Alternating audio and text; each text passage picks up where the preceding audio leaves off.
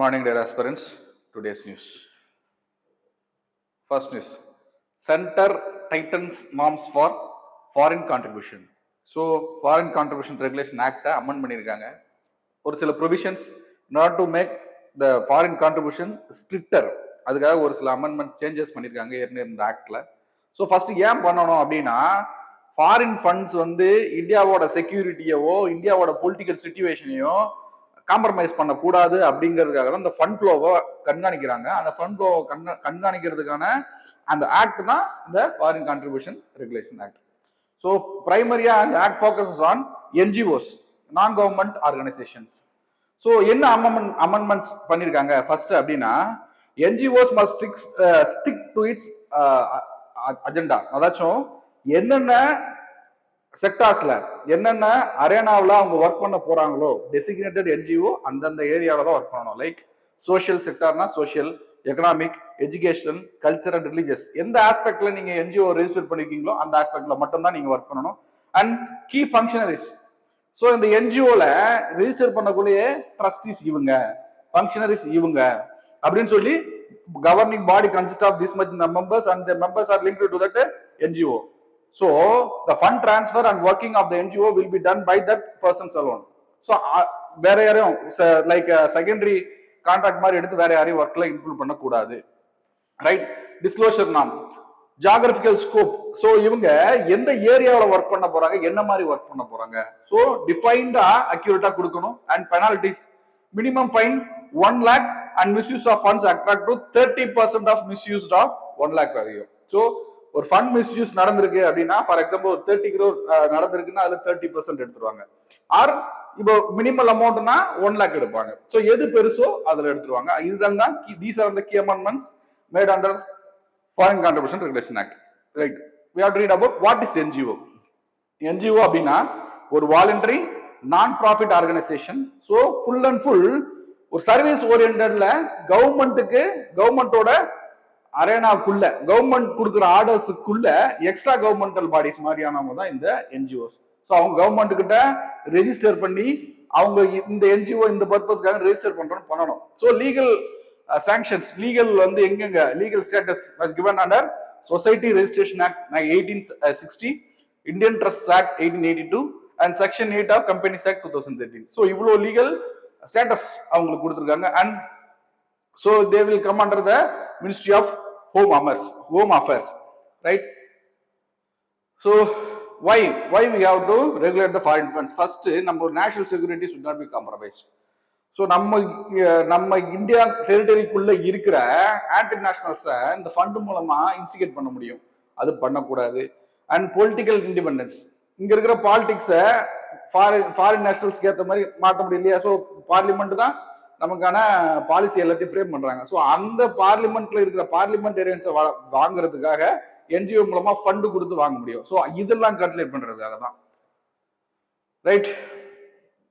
India's framework balances openness to foreign philanthropy. So இது ஒட்டுமொத்தோட output என்ன அப்படின்னா, ஒரு ஃபாரின்ல இருந்து ஒரு ஃபண்டு ஆகுதுன்னா the fund should be utilized on the purpose on what the fund is sent to India. அதை மானிட்டர் பண்றதுக்காக தான் இந்த இவ்வளவு ஒர்க்கும். Right. Second news, IMO announces plan to evacuate vessels stuck in Persian Gulf. So Persian Gulf la, so they then arrived a situation of solving US and Iran issue, but it did. மறுபடியும் திரும்பி அவங்களுக்குள்ள trade strikes நடந்துச்சு. So ஒருத்தர் attack பண்றாங்க. அதோட சிச்சுவேஷனா the Hormuz Strait has blocked again. So இந்த time என்ன பண்றாங்கன்னா, இன்டர்நேஷனல் மேரிடைம் ஆர்கனைசேஷன் இன்டர்ஃபியர் பண்ணி give some little bit of passage for the vessels to move out of the Hormuz Strait, that is through Hormuz Strait out of Persian Gulf. So இதுல மாடிஃபிகேஷன்ஸோட அவங்க சொல்லியிருக்காங்க. Right. ஏன்னா 11,000 சீஃபேரர்ஸ் அந்த Persian கல்ஃபுக்குள்ள இருக்க ஷிப்ஸ்ல மாட்டிருக்காங்க. Right. எந்த ரெண்டு பேசேஜ் எங்கன்னா, ஒன்னு along Oman coast and another one along the Iran coast. So actually எப்படின்னா, இது டிக்னேட்டரிஸா சைன் பண்ணி இது அலோவ் பண்ணல, பட் ஆனா ஓரளவுக்கு சேஃப்டி. ஸோ ஈரானோட கவர்மெண்டோட சப்போர்ட்ல not support and Iran is not designated to allow that. But IMU வந்து ஒரு ஸோ கேன் கோ அந்த மாதிரியான ஸ்டெப் எடுக்கிறாங்க. அண்ட் நல்லா கவனிக்கணும், IMU does not taken any responsibility for the vessel. அந்த வெசலோட ஓனர்ஷிப்புக்கான ஓன் ரிஸ்க் தான். இன்டர்நேஷனல் மெரிடைம் ஆர்கனைசேஷன் இல்ல ஈரான் கவர்மெண்ட், US கவர்மெண்ட், எந்த கவர்மெண்ட்டும் அதுக்கான ரெஸ்பான்சிபிலிட்டி எடுத்துக்கவே இல்லை. Right, capacity. ஸோ ஆர்டினரி டேஸ்ல அவங்களோட கெப்பாசிட்டி அந்த ஹோர்முஸ் ஸ்ட்ரெயிட் வழியா 130 ஷிப்ஸ் போக முடியும். பட் ஆனா இப்போ 20 to 30 ஷிப்ஸ் போயிட்டு கொஞ்சம் கொஞ்சமா ரிலீவ் பண்ண முடியும்னு சொல்றாங்க. ரைட், இந்த பிக்சர் ஷோஸ் தட் இது ஆக்சுவல் பேசேஜ், ஆக்சுவல் சிச்சுவேஷன்ல. ஸோ இந்த கோஸ்ட்ல இந்த லென்த்ல இருக்கிறதுல ஆக்சுவல் பேசேஜ் பாத்தீங்கன்னா இந்த stretch. So when the ship goes inside through the Hormuz ஸ்ட்ரெயிட்னா ஓமன் கோஸ்ட் வழியா உள்ள போகும். அண்ட் உள்ள இருந்துட்டு வெளியே வரணும் அப்படின்னா ஈரான் கோஸ்ட் வழியா வரணும். இந்த வித் பாத்தீங்கன்னா ஆக்சுவலா நார்மல் டைம்ல 2.5 நாட்டிக்கல் மைல்ஸ் யூட்டிலைஸ் ஆகும். பட் ஆனா இந்த சிச்சுவேஷன்ல அந்த ரொம்ப நேரோவர் ஆயிட்டாங்க, உள்ள வர்ற ஷிப்போட ஏரியாவும் வெளியே போற ஷிப்போட ஏரியாவும். ஸோ இப்போ இந்த ஸ்ட்ரெச்சோட லென்த் எவ்வளோனா 1 நாட்டிக்கல் மைல். ஸோ ரொம்ப கம்மி. அதனாலதான் ஆக்சுவலா 130 ஷிப்ஸ் போயிட்டு வர இடத்துல வெறும் 20 to 30 ஷிப்ஸ் போயிட்டு வராங்க. ரைட், அண்ட் இந்த சென்டர் ஏரியா வந்து high risk zone will act as a buffer zone.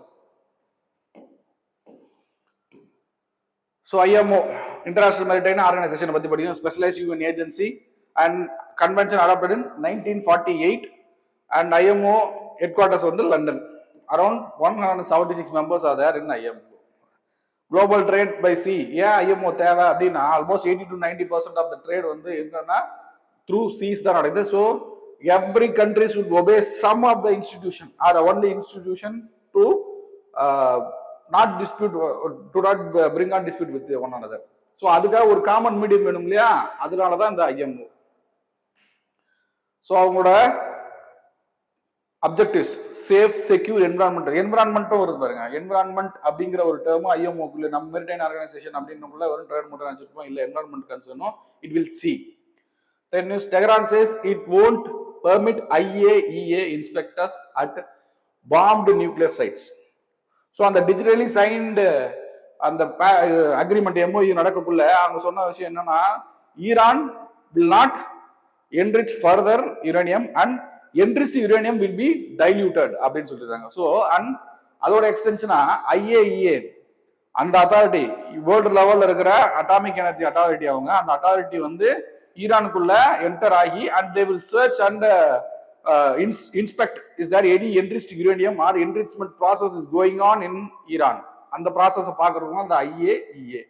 Right, இப்போ ஈரான் சொல்றவங்க என்னன்னா, Iran will not let IAEA to inspect ஒரு பர்டிகுலர் டெசிக்னேட்டட் பிளேஸ் சொல்றாங்க, அந்த பிளேஸ்ல பண்ண விட மாட்டான்னு சொல்றாங்க. ஸோ என்னென்ன பிளேஸ் அப்படின்னா ஃபர்தோ, நத்தான்ஸ் அண்ட் இஸ்பஹான். இந்த 3 பிளேஸ் எல்லாமே நியூக்ளியர் எனர்ஜியோட யுரேனியமோட கனெக்டட் பிளேஸ் தான். But every place has its own purpose. Right, Isfahan அப்படிங்கிறது ஃபர்ஸ்ட் இப்போ ஒரு இந்த யுரேனியம் என்ரிச்மெண்ட் ப்ராசஸ் வந்து ஆக்சுவலா இந்த யுரேனியம் பிரீக்ல யுரேனியம் லைக் பிரீக்னு வச்சுக்கோங்க, அதுல 235 and 238 யுரேனியம் 235 யுரேனியம் 230 ரெண்டு இருக்கும். ஸோ இந்த யுரேனியம் 235 அதுல இருந்து சலிச்சு எடுப்பாங்க. ஸோ சென்ட்ரிஃபிகேஷன் மெத்தட் மூலமா அதுல இருந்து சலிச்சு எடுப்பாங்க. அதுதான் என்ரிச்மெண்ட் யுரேனியம் 235. ஃபர்ஸ்ட் இந்த பிரிக் இருக்கு இல்லையா, ரா மெட்டீரியல், இந்த ரா மெட்டீரியல் எடுக்கிறவங்க இந்த இஸ்பஹான் அண்ட் இந்த நத்தான்ஸ் அண்ட் ஃபர்தோ, இது 2 ஏரியாவை என்னன்னா அதை என்ரிச்மெண்ட் பண்ற ப்ராசஸ். ரைட், இந்த நத்தான்ஸ் இருக்கு இல்லையா, இதுதான் largest uranium enrichment complex. But this Fordow என்னன்னா ரொம்ப சேஃபஸ்ட். ஒரு மவுண்டைன் இருக்குன்னா அந்த மவுண்டைனை டிக் பண்ணி அத ஹாலோவா ஸ்பேஸ் ரெடி பண்ணி உள்ள வச்சிருக்காங்க சேஃபர் பர்பஸ்க்காக. ஸோ ஃபர்ஸ்ட் இஸ்பஹான் அப்படிங்கிறது ஏரியா அந்த யுரேனியம் கண்டென்ட்டை வெளியே எடுக்கிறதுக்கு, and these two are for the purpose of enrichment. So தான் ப்ராசஸ் மைனிங் இஸ்பஹான்ல enrichment fuel weapons. Right, next news, farmers group flags ration risk for lakhs in West Bengal. Why in West Bengal? அப்படின்னா SAR process has been conducted intensified around the Bangladesh area. Right, அப்போ அந்த பார்டர்ல இருக்கிற வெஸ்ட் பெங்கால்ல lakhs and lakhs of discrepancies, electoral roll இருக்க discrepancy delete பண்ணி வெளியே எடுத்தாங்க. ஸோ SAR ப்ராசஸ்னால நிறைய மெம்பர்ஸ் வந்து அவங்களோட ஓட்டர்ஸ் பவரை இழந்தாங்க, ஓட்டிங் பவரை இழந்தாங்க. அதோட எக்ஸ்டென்ஷனா they are not given the privilege of PDS, public distribution சிஸ்டம்ல அவங்களுக்கு ப்ரிவிலேஜஸ் போய் சேரல. ஸோ அதை அப்போஸ் பண்ணி இந்த பశ్చిమ பங்கா கேத் மஜூர் சமிதி அப்படிங்கிற ஒரு ஃபார்மர்ஸ் ஆர்கனைசேஷன் வந்து சுப்ரீம் கோர்ட்ல கேஸ் ஃபைல் பண்ணியிருந்தாங்க. சுப்ரீம் கோர்ட் சொன்ன விஷயம் என்னன்னா, you go to Calcutta high court, don't come here அப்படின்னு சொல்லிட்டாங்க. ஸோ யூ ஃபர்ஸ்ட் இந்த go on and proceed with the case in Calcutta high court அப்படின்னு சொல்லிட்டாங்க. ரைட். ஸோ எஸ்ஐஆர் ப்ராசஸ் நம்ம வேணுங்கிற அளவு பார்த்தாச்சு. Right, we have, so indirectly it imposes the purpose and the need for food security, right? So petition argument இதுதான். Unrelated consideration எடுத்துட்டாங்க. Justice அந்த supreme கோர்ட்ல இருந்துட்டு you have to go to Calcutta high court அப்படின்னு சொன்னது justice BV Nagarathna and justice Jayamala Bagchi. So national food security act has been enacted in 2013. 75% and rural coverage and 5 kg. என்னன்னா food content, அதாவது ஃபுட்டுக்கான materials like rice, வீட் இதெல்லாம் below poverty line பீப்புள்ல இருக்கிறவங்க single பர்சனுக்கு 5 kg அப்படி கொடுக்கணும் அப்படிங்கிறது மேண்டேட்டரி. ஸோ இட்ஸ் அ ஃபேமிலினா as a whole we have to give about 35 kg கொடுக்கணும் அப்படிங்கிறது இந்த நேஷனல் ஃபுட் செக்யூரிட்டி ஆக்டோட. ஸோ என்னன்னா இது எக்ஸ்க்ளூசிவா இந்தியன் சிட்டிசன்ஸுக்கு கொடுக்கல. ஆனா இந்த பிடிஎஸ் சிஸ்டம் மூலமா போக வேண்டிய பெனிஃபிஷரிஸ் அந்த ஓட்டர்ஸ் லிஸ்ட் இல்லாதனால they are not in the ration, so they not given the this PDS privileges. So வேற என்னன்னா ஃபுட் செக்யூரிட்டி ஆக்ட்ல கொடுத்திருக்காங்க அப்படிங்கிறது. பிரெக்னன்ட் உமன் லாக்டேட்டிங் மதர்ஸ்க்கு 6000 fund and children 6 months to 14 yearsக்கு ICDS அண்ட் PM போஷன் மூலமா நியூட்ரிஷியஸ் ஃபுட்ஸ் இது எல்லாமே ப்ரொவைட் பண்ணுவாங்க, எல்லாமே நேஷனல் ஃபுட் செக்யூரிட்டி ஆக்ட் மூலமா. Mains mark question, the evacuation plan involves routes along Iran and Oman. Discuss the importance of coastal state cooperation in maritime security. Coastal state cooperation Iran அந்த ஓமனோட ஸ்டேட்டோட கேக்குறாங்க. Right. ரெண்டு பக்கத்துக்கு 150 words எழுதி photo எடுத்து அனுப்புங்க, கண்டிப்பா திருத்துறோம். Thank you. Kurukshetra Kurukshetra Kurukshetra Kurukshetra Kurukshetra Kurukshetra